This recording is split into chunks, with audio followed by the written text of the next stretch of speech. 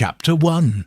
The village of St. Mary's Hollow lay nestled in a gentle curve of the Dorset countryside, its thatched cottages and winding lanes bathed in the soft glow of a late summer evening.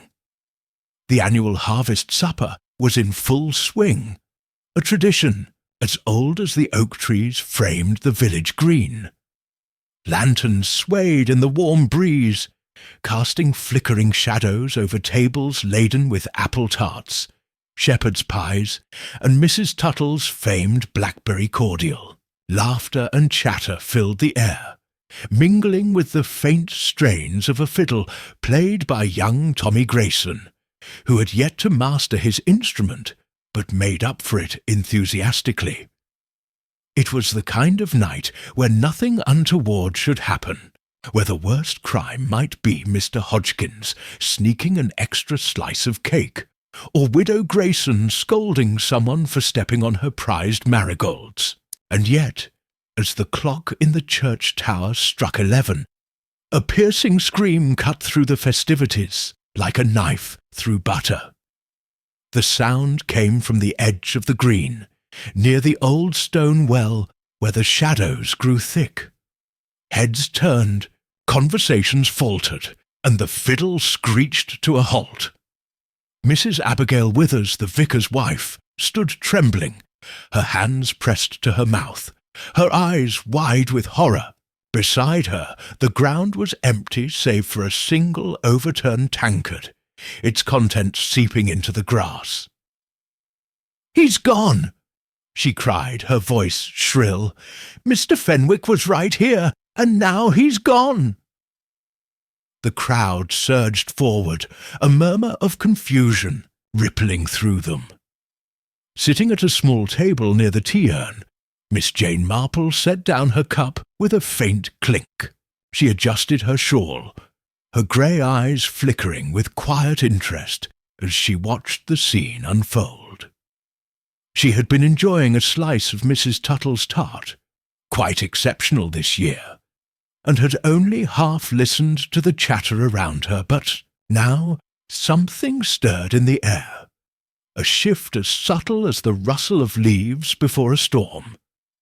Mr. Harold Fenwick, the village's newest resident, had arrived in St. Mary's Hollow only 3 months prior. A tall, wiry man with a sharp jaw and sharper tongue, he had taken up residence at Rose Cottage, a quaint little place left vacant since old Mrs. Pym passed on. He was a solicitor by trade, or so he claimed, though he spoke little of his past and less of his plans. Some found his reticence mysterious. Others, like the postmistress, Miss Clara Finch, deemed it rude. Still, he had been at the supper that night, mingling with a glass of cider in hand, his dark coat blending into the dusk. "Where could he have gone?" demanded Mr. Hodgkins, peering over his spectacles as though expecting Fenwick to pop out from behind the well like a jack-in-the-box. "He can't have just vanished," said Tommy Grayson, clutching his fiddle bow with wide-eyed excitement. "Maybe he fell down the well." "Nonsense!" snapped Miss Finch, who had bustled over with an air of authority. "The cover's still on tight. Look for yourself." Sure enough, the heavy wooden lid sat undisturbed, its iron hinges rusted but intact. The villagers milled about, some craning their necks toward the shadows beyond the green, others whispering theories already tinged with suspicion. Mrs. Withers sank onto a nearby bench, fanning herself with a handkerchief, as the vicar, Reverend Withers, hurried to her side. "He was standing right beside me," she said faintly.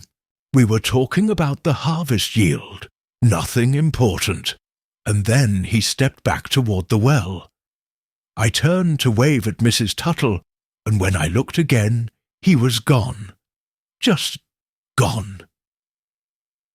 Miss Marple tilted her head, her fingers resting lightly, on the handle of her teacup. She said nothing, but her gaze lingered on the overturned tankard, its metal glinting faintly in the lantern light. A small puddle of cider had formed beside it, and she noted how the grass bent beneath its weight, as though it had been dropped rather than placed. She wondered how such a small thing could seem so out of place. The local constable, a stout young man named Pemberton, arrived soon after, summoned by Tommy Grayson's breathless sprint to the station. He scratched his head, peering at the well, the grass, and the growing crowd with equal bewilderment. "Anyone see where he went?" Pemberton asked, his voice carrying a hint of hope that someone might spare him the trouble of a proper search. No one had. The villagers shook their heads, their faces mixed with concern and curiosity. Mr. Fenwick, it seemed, had vanished into the night as cleanly as a ghost. Miss Marple sipped her tea, her expression serene. She had seen many things in her long years: garden, parties and gossip, weddings and wakes, and she knew well that people did not simply vanish, not without reason. As the crowd buzzed around her, she tucked the thought away like a skein of wool, waiting to be unravelled. For now, she would listen. The truth, she suspected, was already whispering in the shadows, if only one knew where to look. Chapter 2. When the church clock chimed midnight, St. Mary's Hollow was ablaze with whispers. The harvest supper had dissolved into knots of villagers, their voices low and urgent as they huddled beneath the lanterns or lingered near the stone wall.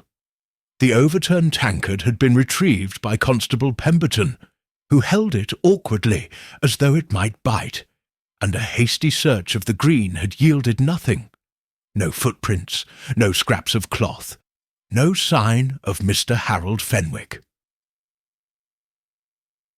Miss Jane Marple remained at her table, her hands folded neatly in her lap.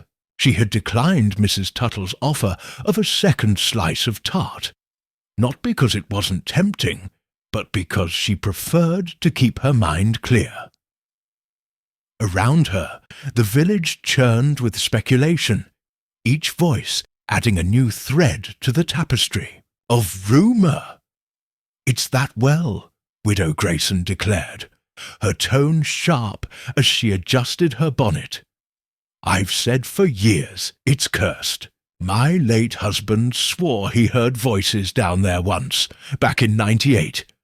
Mark my words, Fenwick's been spirited away." "Nonsense," retorted Miss Clara Finch, her arms crossed tightly over her chest. "Cursed wells don't knock over tankards, if you ask. Me, he's run off, probably owed someone money. Solicitors always have debts, don't they? Shifty lot." Mrs. Withers, still pale and clutching her husband's arm, shook her head. He didn't seem the running type. He was so composed. We discussed the barley crop, and he said he liked the quiet here. Why would he leave like that? "Perhaps he didn't leave willingly," ventured Mr. Hodgkins, his voice low and conspiratorial. He leaned forward, his spectacles glinting. What if someone took him? There are strangers about this time of year. Harvest hands, travellers. Could be a kidnapping. A ripple of unease passed through the group at this suggestion. The idea of an outsider disrupting their peaceful village was thrilling and unsettling, a breach of the unspoken order that governed St. Mary's Hollow. Miss Marple listened, her lips pursed in a faint, thoughtful line. She had always found gossip to be most illuminating, not for its accuracy, of course, but for what it revealed about those who spread it. Widow Grayson's talk of curses spoke to her fondness for the dramatic. Miss Finch's suspicion hinted at a distrust of newcomers. Mr. Hodgkins, ever the romantic, saw intrigue where others saw only mystery. And Mrs. Withers, poor, shaken Mrs. Withers, seemed genuinely bewildered, her account clinging to the mundane details of barley and cider. Constable Pemberton, meanwhile, was doing his best to assert some authority. "Right then," he said, raising his voice above the chatter. "I'll need statements from anyone who spoke to Mr. Fenwick tonight. And no one's to go poking around the well or the woods till I say so. We'll search proper-like come morning." "Morning?" Tommy Grayson piped up, his eyes bright with mischief. "What if he's hurt somewhere?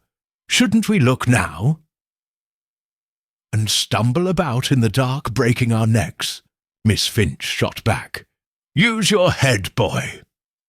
Pemberton nodded, grateful for the support. "Miss Finch is right. We'll wait for daylight. For now, everyone, go home and lock your doors, just in case." The crowd began to disperse, though not without reluctance. Lanterns bobbed as families trudged back to their cottages, casting long shadows across the green. Miss Marple rose at last, brushing a crumb from her skirt.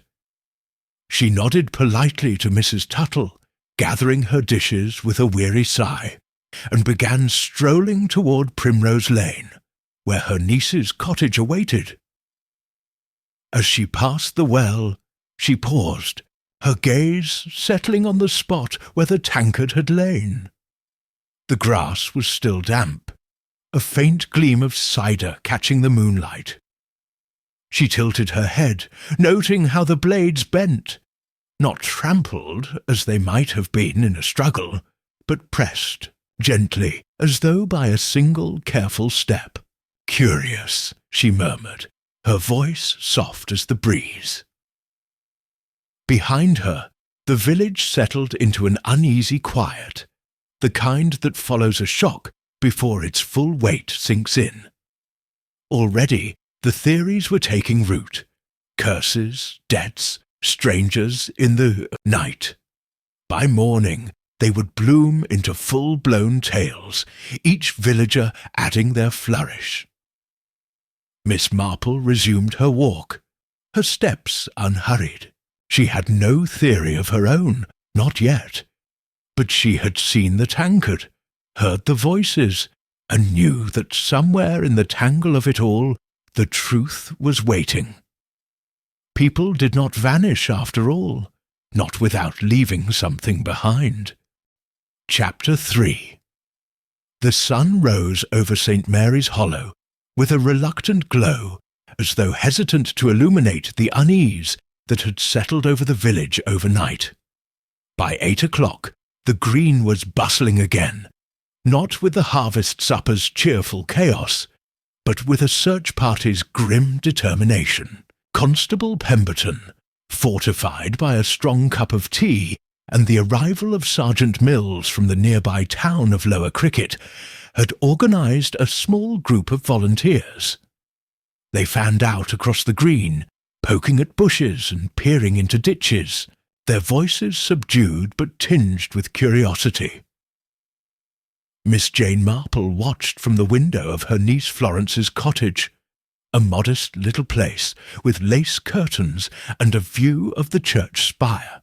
Florence, a kind-hearted woman in her 40s, had insisted on hosting her aunt for the summer, and Miss Marple had been glad of the change of scenery.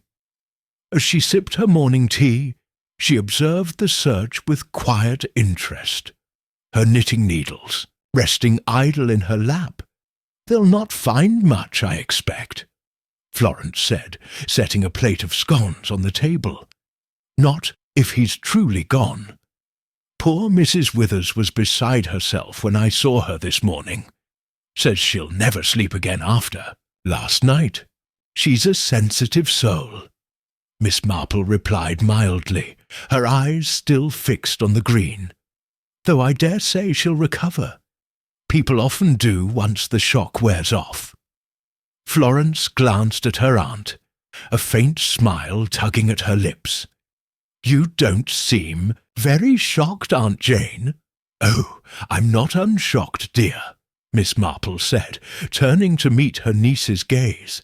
"But I've seen enough of life to know that things are rarely as simple as they first appear. Mr. Fenwick's disappearance is puzzling, certainly. I shall be interested to hear what they make of it." Outside, the search was yielding little. Sergeant Mills, a brisk man with a moustache that seemed to bristle with authority, barked orders while Pemberton trailed behind, clutching a notebook. They had examined the well again, lifting the lid to reveal nothing but dark, still water, and a faint echo. The woods beyond the green had been combed, but the undergrowth was undisturbed, save for the tracks of a fox or two. Miss Marple's attention drifted to the villagers themselves. Mrs. Tuttle stood near the tea-tent, wringing her hands as she spoke, to Widow Grayson, who gestured animatedly toward the well. Miss Finch marched about with a proprietary air, as though she alone could solve the mystery by sheer force of will. Mr. Hodgkins lingered near the edge of the group, his spectacles fogged with the morning dampness, while Tommy Grayson darted between them all, clearly relishing the excitement. Then Reverend Withers approached the cottage, his face drawn with worry. Florence opened the door before he could knock, ushering him inside with a cluck of sympathy. "Good morning, Miss Marple," he said, bowing slightly. "I hope I'm not intruding. I thought you might like to know what's happened. Or rather, what hasn't. They've found no trace of Fenwick, not a hair." "How very odd," Miss Marple said, her tone gentle. "And Mrs. Withers? Is she bearing up?" "She's resting now," the vicar replied, sinking into a chair. "But she keeps going over it, says she can't understand how he slipped away so quickly. One moment he was there, the next." He trailed off, shaking his head. Miss Marple nodded, her fingers brushing the edge of her teacup. "Yes, she mentioned the barley crop. A rather ordinary topic, I should think, for a man about to vanish." The vicar blinked, caught off guard by the observation. "Well, yes, I suppose so. However, Fenwick did seem distracted, now that I think of it. Abigail said he kept glancing toward the woods, as though something had caught his eye. Did he now?" Miss Marple's voice remained soft, but her eyes sharpened faintly. "That's worth remembering, I expect." Reverend Withers frowned, unsure whether she was serious or merely making conversation. Before he could ask, Florence pressed a scone into his hand, and the moment passed.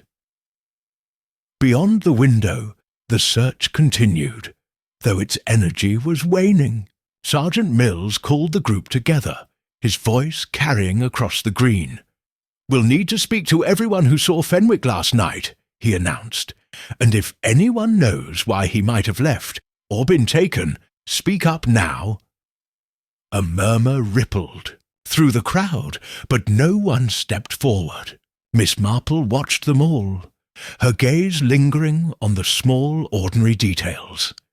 The way Miss Finch's shoulders stiffened, Mr. Hodgkins adjusted his spectacles, and Tommy Grayson kicked at the grass with a restless foot. People, she knew, were never quite as ordinary as they seemed, and in a village like St. Mary, where every glance and gesture carried weight, the truth often hid in the spaces between. She took another sip of tea, her mind repeating the vicar's words. A glance toward the woods. Anchor dropped, a man gone. Simple things, perhaps, but simple things she had found could unravel the most tangled of knots, if one only knew how to pull the thread. Chapter 4 By midday, the green at St. Mary's Hollow had emptied of searchers, though the air still buzzed with tension. Sergeant Mills and Constable Pemberton had set up a makeshift headquarters in the village hall, a squat stone building with a sagging roof and a faint smell of damp hymnals. They began their interviews there, summoning villagers individually to recount their impressions of Mr. Harold Fenwick and his last known moments. Having finished her tea and thanked Florence for the scones, Miss Jane Marple decided to take a stroll. She wore her usual grey coat and a sensible hat, her walking stick tapping lightly against the cobblestones as she made her way toward the hall. She had no intention of interfering, which would be most improper, but she found that a quiet presence often allowed one to hear things others missed. Inside the hall, the atmosphere was thick with nervous energy. Sergeant Mills sat at a table, his notebook open, while Pemberton hovered nearby, scribbling notes with the earnestness of a schoolboy. The first to be questioned was Miss Clara Finch, who strode in with her chin high and lips pursed as though daring anyone to contradict her. "I saw Fenwick at the supper, of course," she said briskly, smoothing her skirt. "He was by the well, talking to Mrs. Withers. He kept to himself mostly, and didn't mingle much. I always thought he was a bit standoffish. You know, not the sort to fit in here. Did you notice anything unusual about him?" Mills asked, his moustache twitching.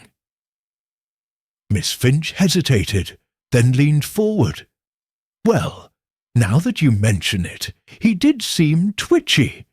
He looked over his shoulder like he expected someone to sneak up on him.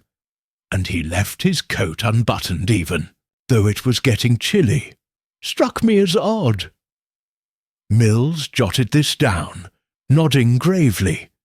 "And when Mrs. Withers screamed, where were you?" "Fetching a fresh pot of tea from Mrs. Tuttle," she replied. "I heard the commotion and came running. Then he was gone." The sergeant dismissed her with a curt nod, and next came Mr. Hodgkins, who shuffled in with a sheepish air. His spectacles slid down his nose as he spoke, and he pushed them back with a trembling finger. "I didn't know Fenwick well," he admitted. "Saw him at the supper, though. He was near the well, like Clara, Miss Finch said. He looked pale, but it might have been the lantern light. Hard to say." "Did you see him leave?" Pemberton interjected, pencil poised. No, Hodgkins said quickly. "I was over by the pie table when it happened. Heard the scream, though. Gave me quite a start." As the interviews continued, a pattern emerged. Fenwick had been seen but not known. He was a figure on the edges, with few words and fewer friends. Yet the villagers' accounts, vague as they were, painted a picture of unease. A glance here, a fidget there, a coat left open in the cool night air. Miss Marple, lingering near the hall's open door, listened with her usual quiet attention. She had slipped under the pretence of returning a borrowed shawl to Mrs. Tuttle, who was bustling about with a tray of biscuits for the officers. No one paid the old lady much mind, which suited her perfectly. It was Widow Grayson's turn next, and she swept in with the flair of a tragedian, her black shawl trailing behind her. "I told you all it's that well," she declared, fixing Mills sternly.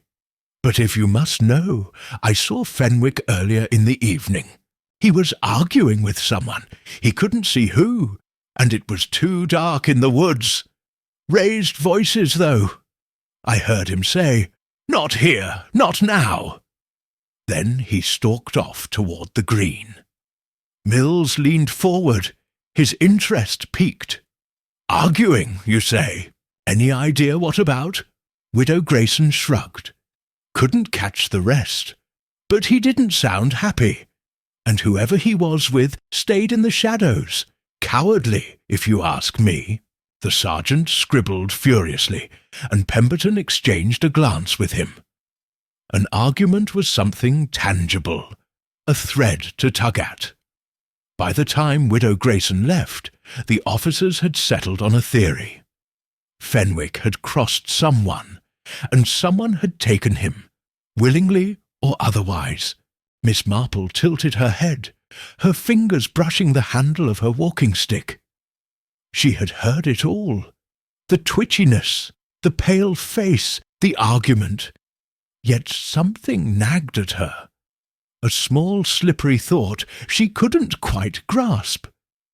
She stepped outside, the afternoon sun warming her face, and paused to watch Tommy Grayson kicking a stone across the green. The boy looked up, catching her eye. "They think someone nabbed him, don't they?" he said, grinning. "Like a proper crime story." "Perhaps," Miss Marple replied, her tone gentle. "Though I wonder, Tommy, if you saw anything last night. You were playing your fiddle near the well, weren't you?" Tommy shrugged, scuffing his shoe in the dirt. "I saw him standing there, that's all. It didn't look like he was going anywhere." Then Mrs. Withers screamed, and I ran over. "Nothing exciting." Miss Marple smiled faintly. "Thank you, dear. You're very observant." As Tommy scampered off, she turned her gaze back to the well, its stone bulk squat and silent in the daylight. The police were eager to pin it on an outsider, a shadowy figure from the woods. It was a tidy explanation, and tidy explanations often satisfied tidy minds. But Miss Marple was not so sure. Arguments and twitches were one thing. Vanishing was quite another. And that tankard, dropped, not placed, whispered of something sudden, something unplanned. She adjusted her hat and started back toward Florence's cottage, her mind humming quietly. The apparent suspect might do for now, but she had already seen too many villages and people to trust the obvious. Chapter 5. The afternoon sun dipped low over St. Mary's Hollow, casting long shadows across the village green. The search for Mr. Harold Fenwick had officially stalled, with Sergeant Mills and Constable Pemberton retreating to the village hall to pore over their notes. The villagers, meanwhile, had returned to their routines, or tried to, though the air remained thick with unease. Laundry fluttered on lines, and kettles whistled behind cottage doors. But every conversation circled back to the missing solicitor and the mystery of his midnight vanishing. Miss Jane Marple sat in Florence's parlour, a skein of pale blue wool in her lap. Her knitting needles clicked softly, a rhythmic counterpoint to the distant hum of village life. Florence had gone to call on Mrs. Withers, leaving her aunt alone with her thoughts, and a plate of rather excellent shortbread. Miss Marple nibbled a piece, her grey eyes drifting to the window, where the green lay quiet and empty. She had been turning over the morning's interviews in her mind, sifting through the villagers' words like so many grains of sand. Miss Finch's suspicion, Mr. Hodgkins's vague impressions, Widow Grayson's dramatic tale of an argument. They all pointed towards something, yet nothing quite fit. And then there was the tankard, that small, stubborn detail that refused to fade from her thoughts. A knock at the door interrupted her reverie. She set her knitting aside and rose, smoothing her skirt before answering. Mrs. Tuttle's round face flushed, and her apron dusted with flour. "Oh, Miss Marple, I hope I'm not bothering you," she said, twisting her hands together. I just thought, well, I found something this morning, cleaning up after the supper. It was near the well, and with all this talk of Mr. Fenwick, I didn't know what to do with it. Do come in, Mrs. Tuttle, Miss Marple said warmly, stepping aside. What is it you've found? Mrs. Tuttle reached into her apron pocket and produced a small crumpled object, a handkerchief, white with a faint embroidered initial in one corner. She held it out, her fingers trembling slightly. It was caught in the grass near where that tankard fell. I wouldn't have noticed, but the sun caught the stitching. It's got an F on it. Could it be his? Miss Marple took the handkerchief, her touch light as she unfolded it. The fabric was fine, though slightly damp from the morning dew, and the F was worked in a delicate blue thread, the kind a gentleman might carry. She turned it over, noting a faint smudge of dirt along the edge. Nothing dramatic, but enough to suggest it had been dropped in haste. How absorbing, she murmured, her voice soft. And you found it near the well, you say? Yes, just a few feet off, Mrs. Tuttle replied. I thought of taking it to Constable Pemberton, but then I remembered. How you have a way of seeing things, Miss Marple. I didn't want to stir up trouble if it's nothing. You were quite right to bring it here, Miss Marple said, smiling faintly. It may be nothing, of course, or something. One never knows until one looks a little closer. Mrs. Tuttle nodded, relieved to have passed the burden alone. Well, I'll leave it with you then. I've got bread in the oven and Tommy Grayson sniffing about for scraps. That boy's a menace, Miss Marple chuckled. He's a lively one, certainly. Thank you, Mrs. Tuttle, and do let me know if you find anything else. When the door closed behind her visitor, Miss Marple returned to her chair, the handkerchief still in hand. She smoothed it across her knee, her eyes tracing the embroidered F. It might belong to Fenwick, his name indeed fit, but then again, F could stand for Finch, Florence, or any number of things. Initials were tricky that way, promising much and proving little. Yet it was the placement that intrigued her most.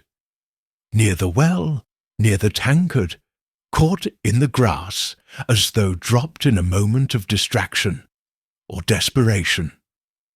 She thought of Mrs. Wither's account, Fenwick stepping back, then gone. She thought of Widow Grayson's shadowy argument, of Tommy's fiddle playing on while the night turned strange. Rising, she crossed to the window, peering at the green again.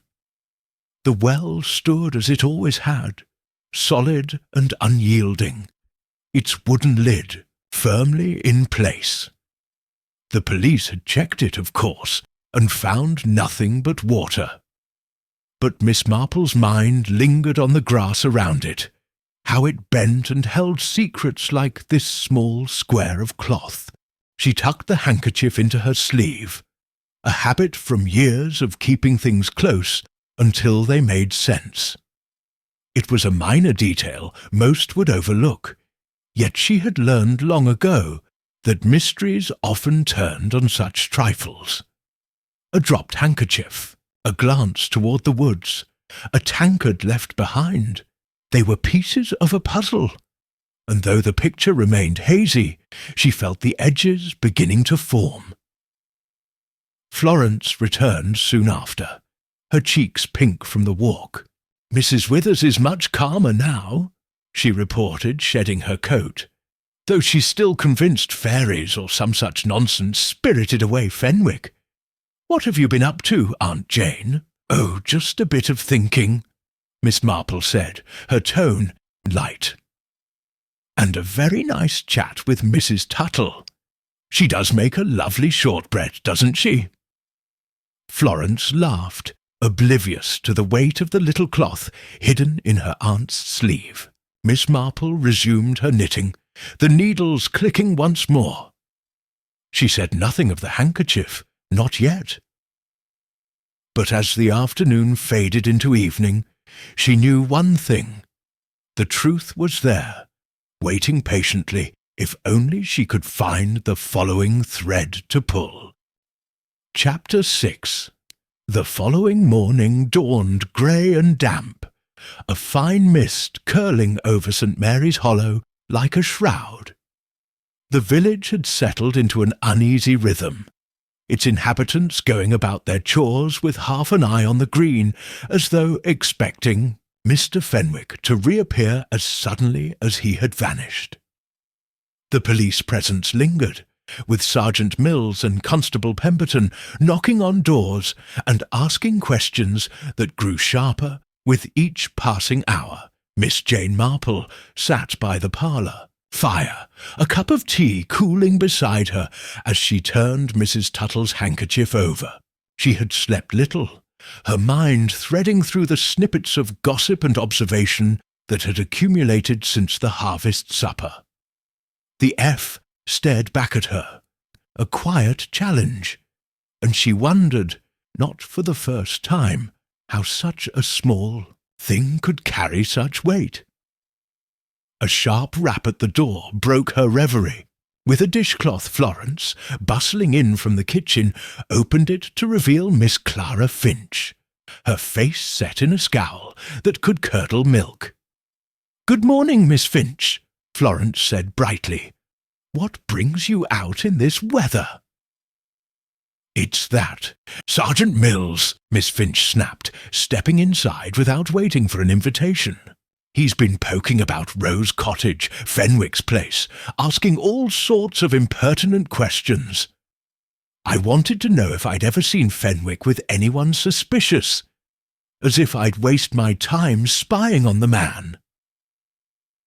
Miss Marple looked up, her expression mild. "I expect they're only doing their job, dear. Did they find anything at the cottage?" Miss Finch sniffed, settling into a chair with a rustle of skirts. "Not much, from what I heard. A few papers, some legal nonsense, nothing to say where he's gone. But they did turn up a letter, half burned in the grate. Mills wouldn't say what it said, but he looked pleased with himself. Smug, I call it." "A letter," Miss Marple mused, her fingers pausing on the handkerchief. "How very interesting. And no one saw who might have visited him?" "Not that I know of," Miss Finch replied. "Widow Grayson's been telling anyone who'll listen that she saw a figure near Rose Cottage the night before the supper. Skulking, she said, probably making it up for attention." Florence frowned. "Skulking? That sounds rather sinister." "Widow Grayson does enjoy a good story," Miss Marple said gently. "But it's worth noting all the same." Miss Finch stayed only long enough to vent her indignation, then departed with a promise to keep Florence apprised of any further police meddling. Miss Marple tucked the handkerchief back into her sleeve as the door closed and reached for her tea. A half-burned letter, a figure in the shadows. These were new threads, tangled but promising. Later that afternoon, the village hall became the scene of an unexpected confrontation. Sergeant Mills had summoned several villagers back for clarification, and tempers were beginning to fray. Miss Marple, arriving under the guise of delivering a jar of Florence's marmalade to Mrs. Tuttle, slipped into a corner seat just as Mr. Hodgkins raised his voice. "I don't see why you keep asking me about Fenwick," he protested, his spectacles slipping down his nose. "I barely knew the man. Everyone knows that. Why don't you ask Widow Grayson? She's the one who saw him arguing." Widow Grayson, seated nearby, bristled. "Don't you drag me into this, Arthur Hodgkins. I told them what I heard." Not here, not now, and that's all I know. If you've something to hide, say it plain." "I've nothing to hide," Hodgkins shot back, his face reddening. "But you're not the only one with eyes. Tommy Grayson said he saw Fenwick by the well, calm as you please. Maybe he knows more than he's letting on." Tommy, who had been loitering near the door with a pilfered biscuit, froze. "Me? I didn't see anything special. Just him standing there like I told Miss Marple." Sergeant Mills banged a fist on the table, glaringly restoring order. "Enough! We're not here to squabble. If anyone's got something solid, something they've remembered since last time, speak up. Otherwise, you're wasting my day." A heavy silence fell, broken only by the creak of the hall's old floorboards. Miss Marple watched from her corner, her hands folded neatly in her lap. She noted the flush on Hodgkins's cheeks, the defiant tilt of Widow Grayson's chin, and the way Tommy's eyes darted toward the exit. Secrets, she thought, were like weeds in a garden. Pull one, and another sprouted in its place. It was Mrs. Tuttle who spoke next, her voice hesitant. "Well, I don't know if it's solid, but I did hear something the night before last. I was locking up the tea tent late and saw Fenwick walking toward the woods. He wasn't alone. There was a woman with him.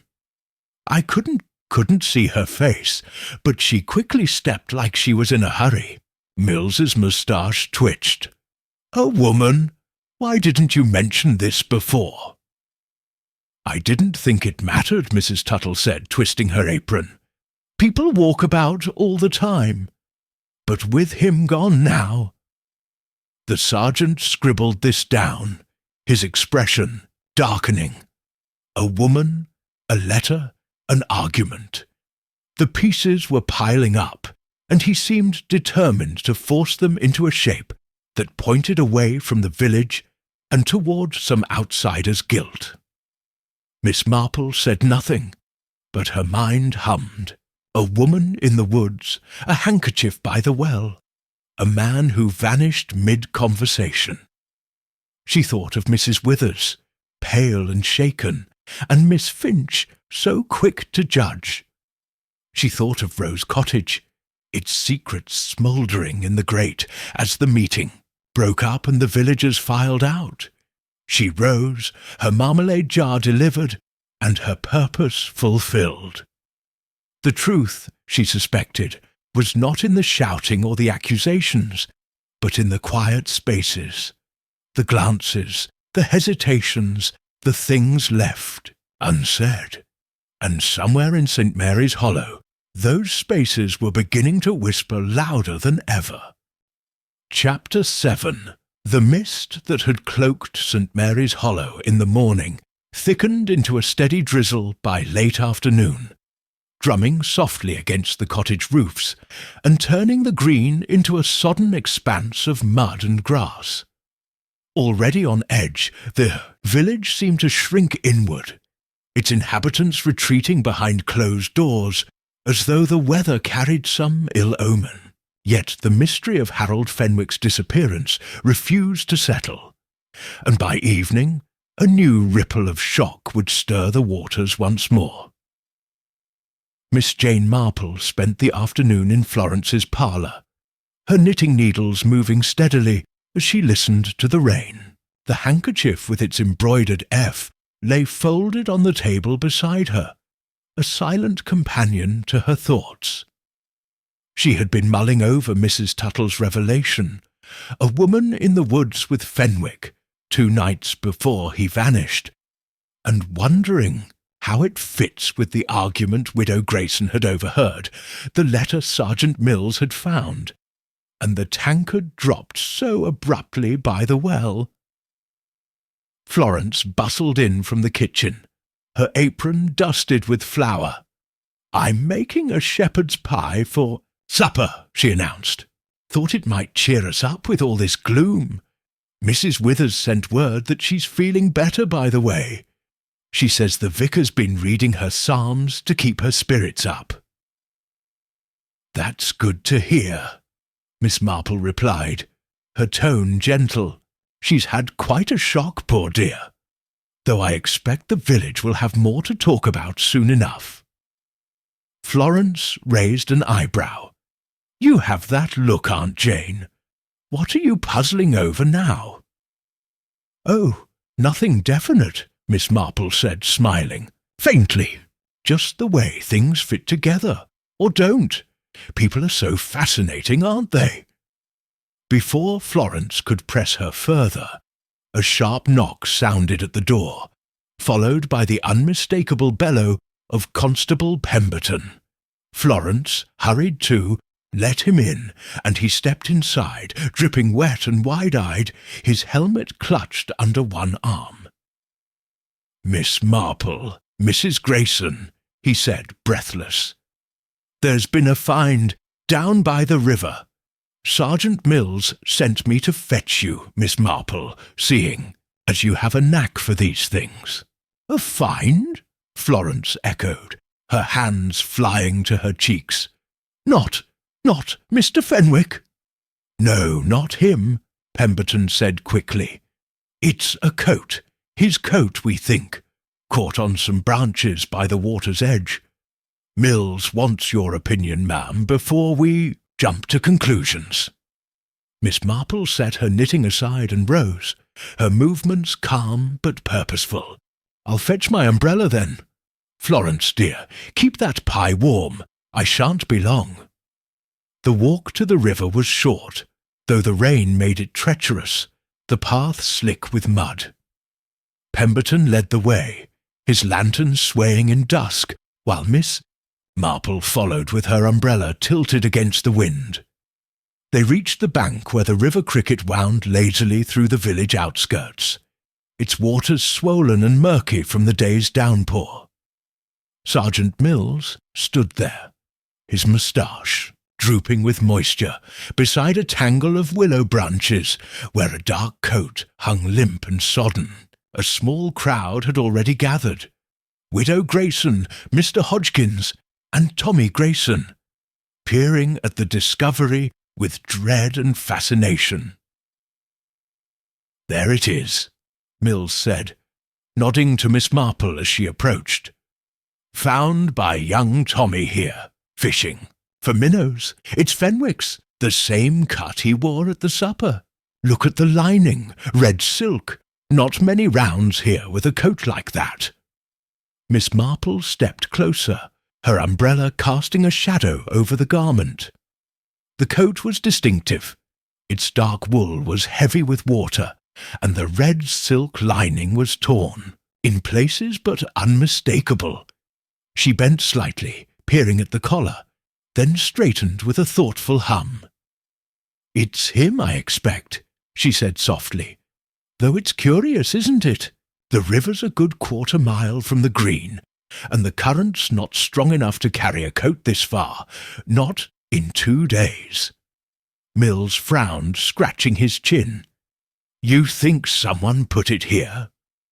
"I think," Miss Marple replied, "that coats don't walk themselves, and this one's wetter than it should be if it's been hanging since Saturday night." Widow Grayson gasped, clutching her shawl. "You mean it's fresh? Someone's been at it today?" "Could be," Mr. Hodgkins ventured, his voice trembling. "Maybe Fenwick's still about, hiding, or worse." Tommy grinned, undeterred by the grim mood. "Maybe he's a ghost now, haunting the river."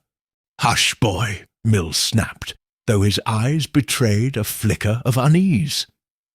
He turned back to Miss Marple. "What's your take, ma'am? Accident or something darker?" Miss Marple tilted her head, her gaze lingering on the coat. "I'm not sure yet, Sergeant, but I do wonder, was there anything in the pockets?" Mills nodded to Pemberton, who fished a soggy scrap of paper from an evidence bag. "Just this," he said. "A receipt looks like from a tailor in Lower Cricket. dated last month." Miss Marple examined it briefly, noting the smudged ink and the faint outline of a name. Fenwick's, presumably. "Very practical," she murmured, "though it tells us little we didn't already guess." The sergeant sighed, clearly hoping for more. "Well, it's something. We'll drag the river tomorrow, see if he's down there. For now, this stays quiet. No sense stirring up the village worse than it already is." Miss Marple lingered longer as the group dispersed, her eyes tracing the river's slow curve. Who was the coat? Was a twist, no doubt, a new tangled knot. If Fenwick had drowned, where was his body? If he'd fled, why leave his coat behind? And if someone else had placed it here, as the dampness suggested, what did they mean to hide or reveal? She turned back toward the cottage, the rain pattering against her umbrella. The mystery, she thought, was deepening, its threads twisting tighter, and somewhere in the shadows of St. Mary's Hollow, the truth was watching, waiting for her to catch its eye. Chapter 8. The rain had eased by morning, leaving St. Mary's Hollow glistening under a weak, watery sun. The discovery of Fenwick's coat had sent fresh whispers rippling through the village, and by midday the green was once again a hub of speculation. Sergeant Mills and Constable Pemberton had begun their river-dragging operation, a sombre affair that drew a small crowd of onlookers, their faces etched with curiosity and dread. Miss Jane Marple, however, did not join them. She sat instead in Florence's parlour, her knitting needles idle for once, the handkerchief with its F resting beside a fresh cup of tea. The coat had shifted something in her mind, a subtle nudge, like a stitch slipping into place. She had spent the night turning over the pieces, the tankard, the argument, the woman in the woods, the burned letter, and now this sodden garment, too conveniently placed. They pointed not outward, as Mills seemed to hope, but inward, to the heart of the village itself. Florence bustled in, her cheeks flushed from a morning of errands. "They've found nothing in the river yet," she reported, setting a basket of bread on the table. "Mrs. Tuttle says Mills is in a foul mood. Snapped at Tommy for getting underfoot. What do you make of that coat, Aunt Jane?" "It's a puzzle, dear," Miss Marple replied, her voice soft. "But puzzles can solve themselves if one watches closely enough. I think it's time I chatted with someone. Nothing formal, just a bit of tea and talk." Florence raised an eyebrow, but knew better than to pry. "Well, don't be late for supper. I've got a nice bit of lamb roasting." Miss Marple smiled and gathered her things, her coat, umbrella, and handkerchief, tucked discreetly into her sleeve. She set out for the vicarage, her steps slow but purposeful, the damp air cool against her face. Her destination was not a whim. She had been mulling over Mrs. Withers's account since the start, and something in it, the barley crop, the sudden vanishing, had begun to itch at her. Reverend Withers answered the door, his expression weary but welcoming. "Miss Marple, what a pleasant surprise! Do come in. Abigail's just resting, but I'm sure she'd be glad of the company." "I shan't stay long," Miss Marple said, stepping into the cosy parlour. "I only wanted to see how she's faring, and perhaps ask a small question." Mrs. Withers appeared moments later, her face still pale but composed, a shawl draped over her shoulders. "Oh, Miss Marple," she said, managing a faint smile. "How kind of you. I'm much better, truly, though I still can't quite believe what happened." "It was a shock to us all," Miss Marple agreed, settling into a chair. "I've been thinking about that night. How you were chatting with Mr. Fenwick by the well. Such an ordinary moment, and then gone. It's the ordinary things that stay with me somehow." Mrs. Withers nodded, her hands twisting in her lap. "Yes, it was so sudden. We were talking about the barley. Silly how I keep going over it. He said it reminded him of his childhood somewhere up north. Then he stepped back, and I turned to wave at Mrs. Tuttle and, well, you know the rest." Miss Marple tilted her head, her grey eyes gentle but keen. "Yes, I do. Though I wonder, Mrs. Withers, did he seem himself that night? You mentioned he glanced toward the woods, I think." "Did I?" Mrs. Withers blinked, caught off guard. "Oh, yes, I suppose he did.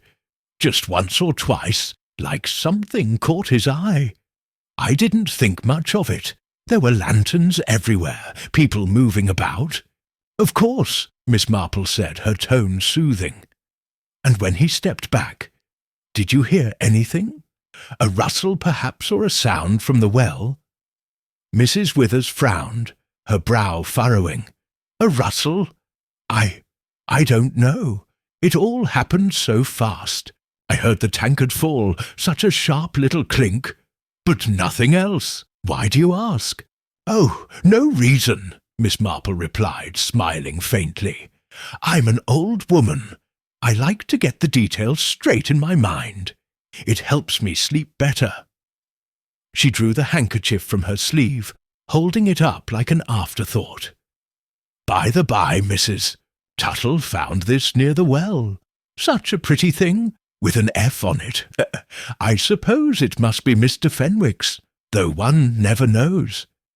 Does it look familiar to you?" Mrs. Withers leaned forward, her eyes narrowing slightly. "An F? Well, it could be his. When I saw him, he was tidy. He always had a handkerchief in his pocket, but I couldn't say for certain." Her voice was steady, but Miss Marple noted how her fingers tightened on her shawl. The brief flicker of something, surprise perhaps, unease in her gaze. It was a small thing, barely a ripple, but Miss Marple had spent a lifetime watching for ripples. They chatted a little longer about the weather, the harvest, the vicar's following sermon, before Miss Marple rose to leave. "Thank you, Mrs. Withers," she said warmly. "You've been most helpful. Do take care." As she stepped back into the drizzle, her umbrella unfurling with a soft snap, Miss Marple felt a quiet certainty settle over her. The test had been subtle. Question here, a handkerchief there. But it had shown her what she needed. Mrs. Withers knew more than she let on, though whether by design or accident remained unclear. The tankard's clink, the glance toward the woods, the coat by the river were all threads, and now she held the needle. She turned her steps toward the green, where the river dragging continued in the fading light. The truth, she thought, was close, now, close enough to touch if she could only pull the final stitch tight. Chapter 9. The evening settled over St. Mary's Hollow with a hush, the drizzle giving way to a crisp, clear sky studded with stars.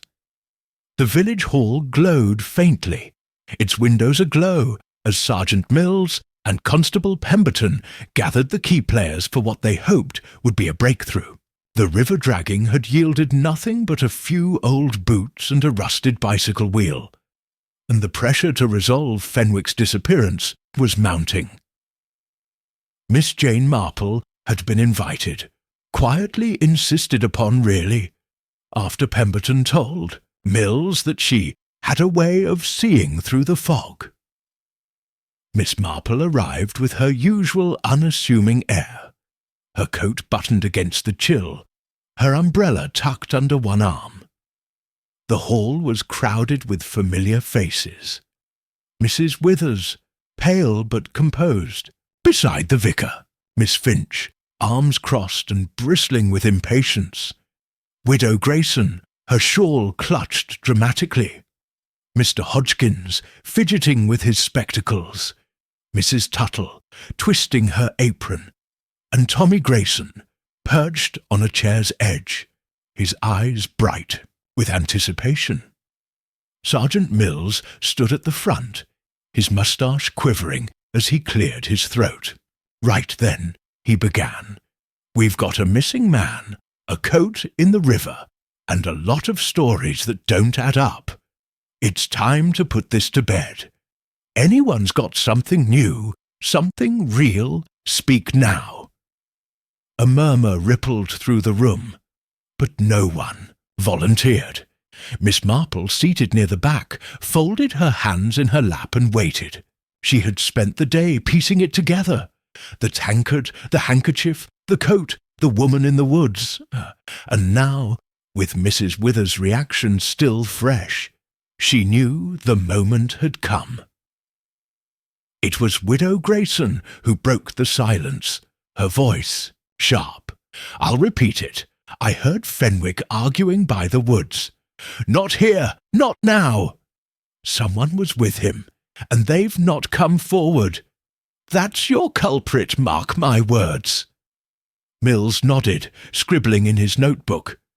We're looking into it. She said Mrs. Tuttle's woman in the woods might tie in. 2 nights before. Anyone else see that? Heads shook, though Miss Finch sniffed. If there was a woman, she wasn't from here. Fenwick brought trouble with him. Some outsider he crossed.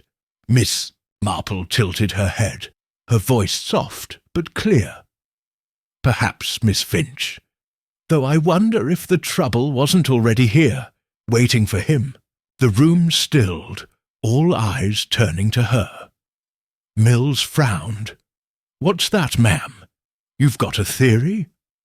Oh, not a theory exactly, she said, smiling faintly. Just a few observations. You see, it's the little things that tell the story.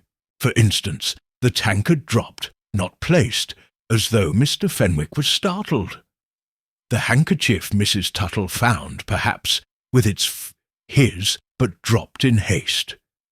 The river coat is so wet and so far from the green. And Mrs. Withers, poor dear, who saw it all yet heard so little. Mrs. Withers stiffened, her hands clutching her shawl. I've told you what I saw, Miss Marple. He was there, then he wasn't. I don't know what you mean. I'm sure you've told the truth as you see it, Miss Marple replied gently. But I couldn't help but notice your grip when I showed you the handkerchief when we spoke. You see, it struck me as odd, almost as though you recognized it or feared it might point somewhere you didn't expect. The vicar bristled. Now, Miss Marple, that's hardly fair. Abigail's been through enough. Of course she has, Miss Marple said, her tone soothing. And I don't mean to upset her, but let me tell you what I think happened, and perhaps it will make sense. She leaned forward slightly, her eyes sweeping the room. Mr. Fenwick was a solicitor, a man of secrets by trade. He came to St. Mary's Hollow for a reason, perhaps to escape or settle something. That night at the supper, he was nervous, glancing at the woods, as Mrs. Withers said, and arguing with someone earlier, as Widow Grayson heard. But he didn't vanish by magic, nor did an outsider spirit him away. He fell, or was pushed, into the well. A gasp rose from the crowd. Mills interrupted. The well? We checked it. Nothing but water. Did you? Miss Marple asked, her voice mild. You lifted the lid, yes, but did you look deeper? I noticed a ledge inside yesterday when the sun caught. The stone just so, a narrow shelf hidden by the angle. A man could lie out of sight if he fell, or was placed. Pemberton gaped. You mean he's been in there all this time? I think so, she said, and the coat, placed by the river to mislead us, was a clever touch, but too wet, too fresh. Someone moved it there yesterday after the rain began. Someone who knew Fenwick was already gone. Mrs. Withers' face drained of colour. Miss Marple, you can't think. I don't think you meant harm, Miss Marple said, turning to her. But I do think you know more. You were closest to him when he vanished. You heard the tankard fall. Perhaps you saw him stumble or felt him brush past. And later, when the coat appeared, you suspected. That's why the handkerchief unsettled you. It was his, and you'd seen it in his hand that night. Tears welled in Mrs. Withers's eyes. I didn't push him, she whispered. We were talking, and he stepped back, too far. I heard a thud, a splash, but it was so dark and I panicked. I thought he'd climbed out, run off. I didn't know he was still there. The vicar gripped her hand, his face ashen. Abigail, why didn't you say? I was afraid, she sobbed. I thought they'd blame me, think I'd done it on purpose. Mills stood, his voice firm. We'll check the well, now. If he's there, we'll know the truth. The room erupted into chaos, but Miss Marple remained seated, her expression serene, had seen the threads. Mrs. Withers' fear, Fenwick's stumble, the village's secrets, and woven them together. The rest, she knew, would unravel in the light. Chapter 10. The revelation in the village hall sent St. Mary's Hollow into a flurry of action. With Constable Pemberton at his heels, Sergeant Mills marshalled a small team to the well, their lanterns cutting through the night as the villagers trailed behind, a hushed and sombre procession. Miss Jane Marple did not join them. She had said her piece and knew the rest would unfold without her. Instead, she returned to Florence's cottage, her umbrella tapping softly against the damp cobblestones, her mind already turning to the quiet of a fireside and a cup of tea. By the time the church clock struck 10, the truth had emerged from the shadows of the well. Fenwick's body was there, just as Miss Marple had surmised, wedged on the narrow ledge she had spotted. A broken man, his dark coat missing, but his fate sealed by a misstep in the dark. The coroner, summoned from Lower Cricket, would later rule it an accident, a stumble, a fall, a skull cracked against stone before the water took him. Mrs. Withers' panicked silence had delayed the discovery, but there was no evidence of malice, only fear and a moment's confusion.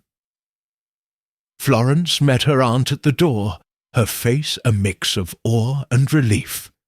They found him, Aunt Jane, just where you said.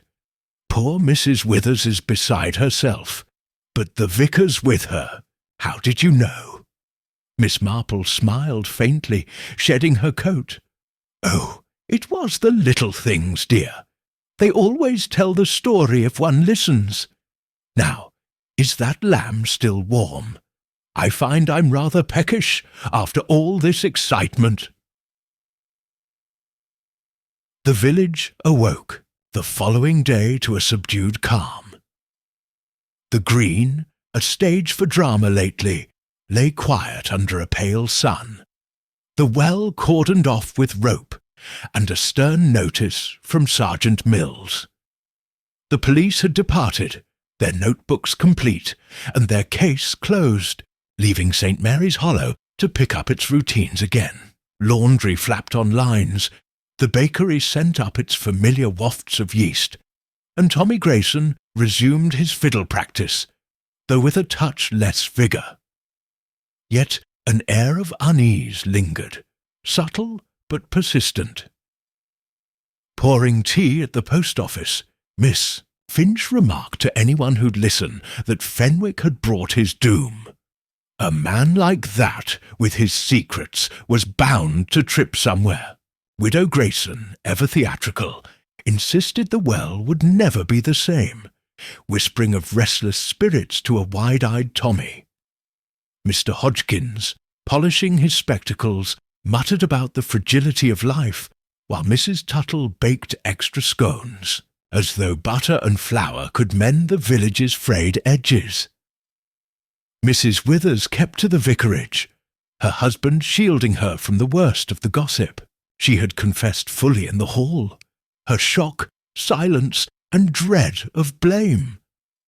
And though the law found no fault, the weight of it clung to her. Miss Marple, passing by with a jar of Florence's marmalade as a quiet gesture, saw the curtains twitch and knew healing would take time. That afternoon she sat by the parlour window, her knitting needles clicking again.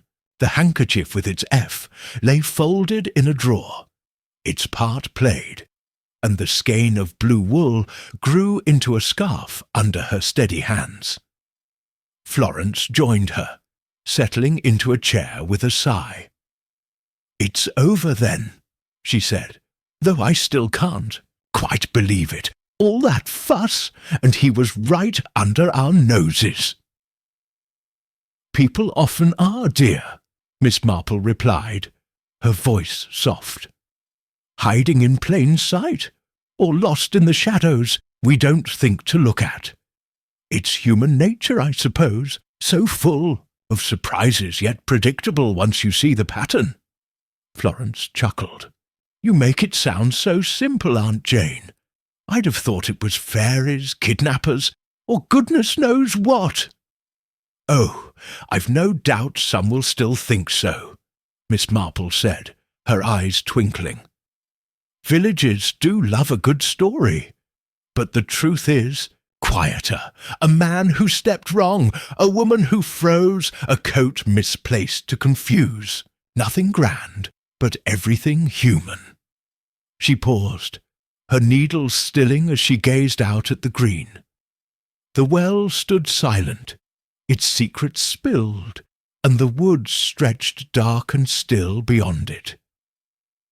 Fenwick's life, his reasons for coming, his whispered argument, remained half-known, a mystery that would fade with time.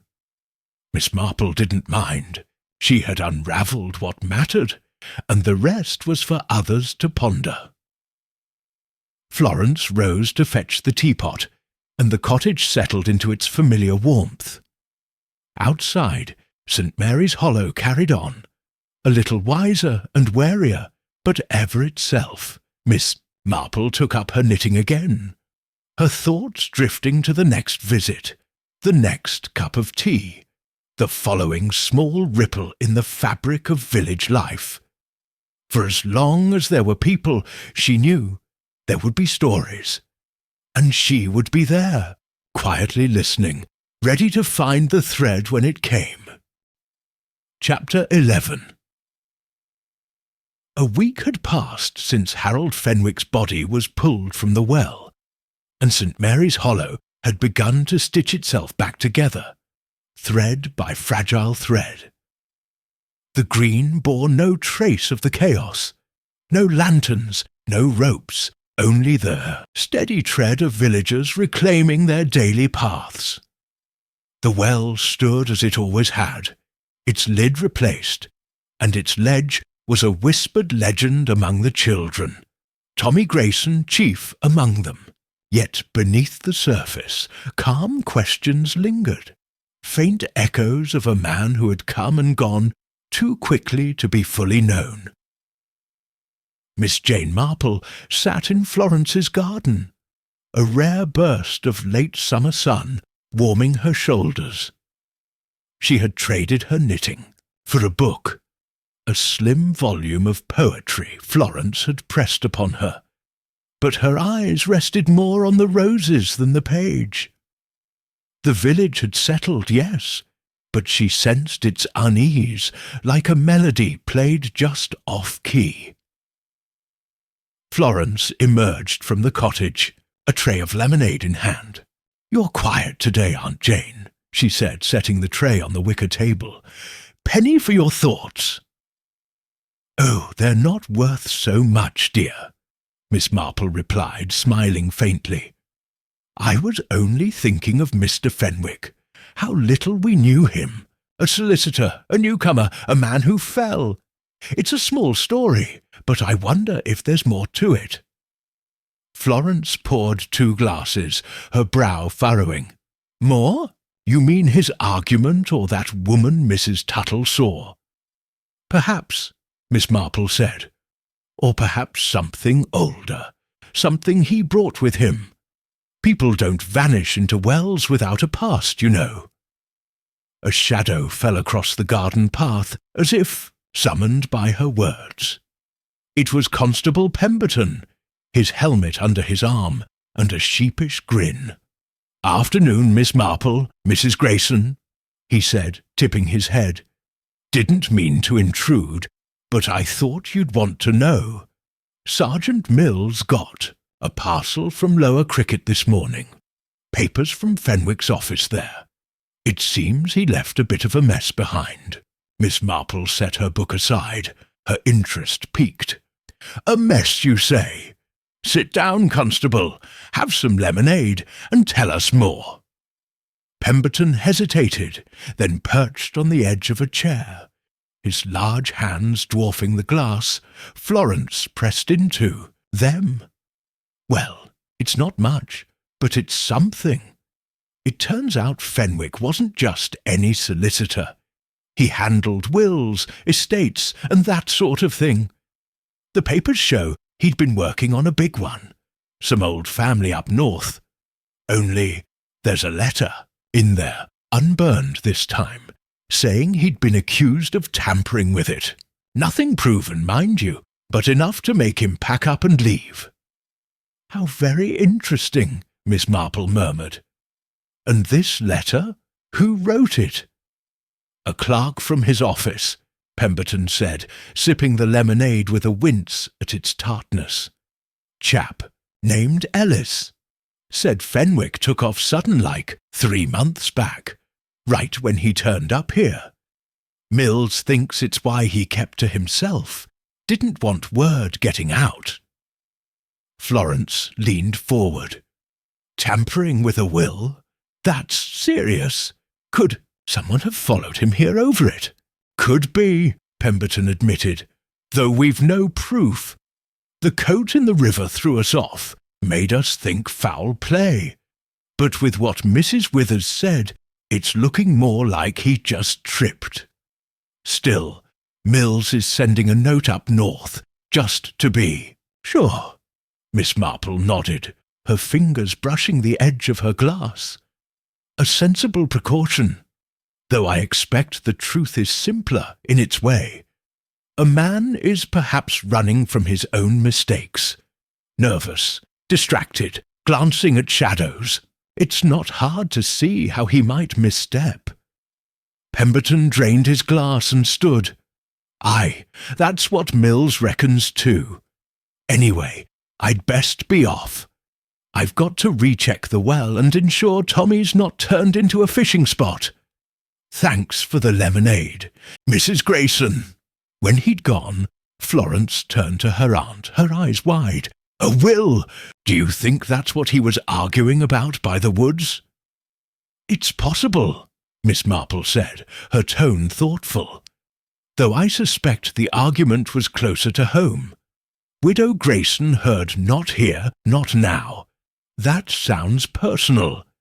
And Mrs. Tuttle's woman in the woods. Well, we've plenty of quick-stepping ladies in St. Mary's Hollow, haven't we?" Florence laughed. "You're not suggesting Mrs. Withers—" "Oh, no, no," Miss Marple said quickly. "I only mean that secrets have a way of overlapping. Mr. Fenwick might have crossed someone here, someone who knew his past, or didn't. But in the end, his feet failed him, poor man." The garden fell quiet, the roses nodding in the breeze. Miss Marple took a sip of lemonade, her mind drifting back to the supper. The tankards clink, the handkerchiefs fall, the coats misdirection.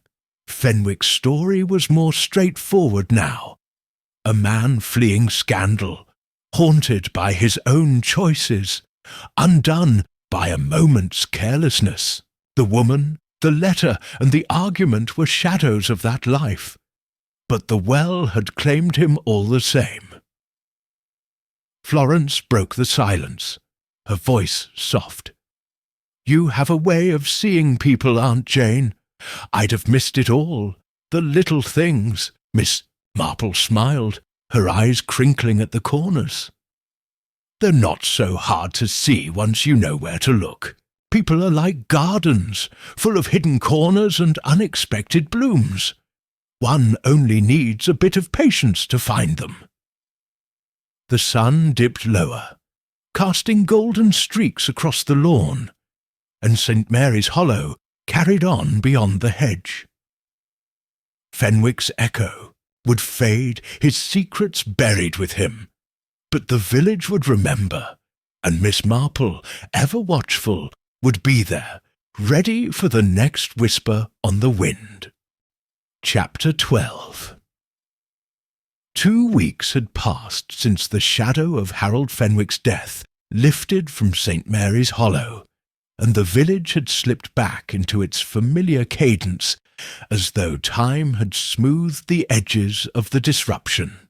The green glowed with the last flush of summer, marigolds blooming defiantly against the encroaching chill, and the well, now a topic of hushed tales rather than terror, stood as a silent sentinel, its lid bolted tight by order of Sergeant Mills.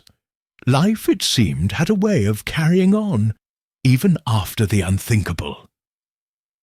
Miss Jane Marple sat on a bench near the church, her grey coat buttoned against a brisk morning breeze, a finished blue scarf draped across her lap. She had decided to stay with Florence a little longer. The air here suited her, she'd said, and the company was pleasant. And this spot offered a fine view of the village waking up. Mrs. Tuttle trundled past with a basket of bread, nodding, a cheerful greeting. Tommy Grayson darted by, his fiddle-case banging against his knees, and Miss Finch, ever officious, swept the post-office steps with a vigour that suggested she was scolding the dust itself. Florence joined her aunt, a thermos of tea in hand. "Thought you might like a warm-up," she said, pouring a cup and settling beside her. "It's a proper autumn day now. Feels like the whole business with Fenwick was months ago." "Time does that, dear," Miss Marple replied, accepting the tea with a grateful nod. "It softens things, makes them smaller somehow, though I expect the village won't forget entirely." Florence followed her gaze to the well, its stone bulk softened by the morning light. "No, they won't. Widow Grayson's still spinning her ghost stories. She says she heard a moan from it last night. And Mrs. Withers, well, she's out again, but quieter. The vicar says she's taken up gardening to steady her nerves." Miss Marple smiled faintly. "Gardening's a great comfort, I find. It gives one something to tend to, something to watch grow. She'll be all right in time." They sat in companionable silence, the steam from the tea curling upward like a whisper. The news from Lower Cricket had trickled through the village via Pemberton's loose tongue. Fenwick's tampering with that northern will had been a rumour, not a fact, though the accusation had driven him south all the same. The clerk, Ellis, had written out of spite, a grudge over a promotion Fenwick had snatched, and the letter found in Rose Cottage's grate was likely Fenwick burning his bridges or trying to. No one had followed him, no shadowy avenger from the woods. His end was his own, a stumble born of distraction and a ledge too cleverly hidden. Yet the village had woven its threads into the tale. Mrs. Tuttle's woman in the woods became a jilted lover in some tellings and a creditor in others. Widow Grayson's argument grew into a full-blown conspiracy, complete with whispered names. Miss Marple had heard it all over tea and scones, nodding politely but keeping her counsel. The truth, she knew, didn't need embellishment. It was enough that Mrs. Withers had faltered, that Fenwick had fallen, that the coat had been a desperate feint by a frightened soul. A figure approached along the path. Reverend Withers, his coat flapping as he waved a hand in greeting. "Miss Marple, Mrs. Grayson," he called, his voice warm. "A fine morning. Thank you again, Miss Marple, for your kindness and clarity. Abigail's planting roses now. She says it's like putting down roots after a storm." "How lovely," Miss Marple said, her eyes crinkling. "And you're quite welcome, Reverend. I only pointed out what was there to see." He chuckled, a sound tinged with relief. "You have a gift for that, ma'am. We're holding a small service tomorrow. Nothing grand, just a prayer for peace. Perhaps you'd join us." "I'd be delighted," she replied, and he tipped his hat before continuing. Florence watched him go, then turned to her aunt. "You did it, didn't you? Untangled it all. The tankard, the handkerchief, the coat. I still don't know how you saw what we didn't." "Oh, it's not so mysterious," Miss Marple said, sipping her tea. "People leave traces, dear, little habits, little fears. I've watched them for a long time, that's all. Like that scarf there. I didn't plan the pattern, but the stitches fell into place because I kept at it. Life's much the same." The village hummed around them, a tapestry of small sounds, Tommy's off-key fiddle, the clatter of Mrs. Tuttle's pans, the distant bark of a dog. St. Mary's Hollow was itself again, or near enough, its secrets aired and its shadows shrunk by sunlight. Fenwick's ghost was quiet if it lingered, lost to the well and the past. Miss Marple folded the scarf and tucked it into her bag, her hands steady and sure. "Shall we head back, Florence? I fancy a bit of that shortbread with our tea." Florence laughed, rising to gather the thermos. "You and your shortbread, come on then. Aunt Jane, solver of mysteries and eater of sweets." They strolled toward the cottage, the green stretching behind them, peaceful and untroubled.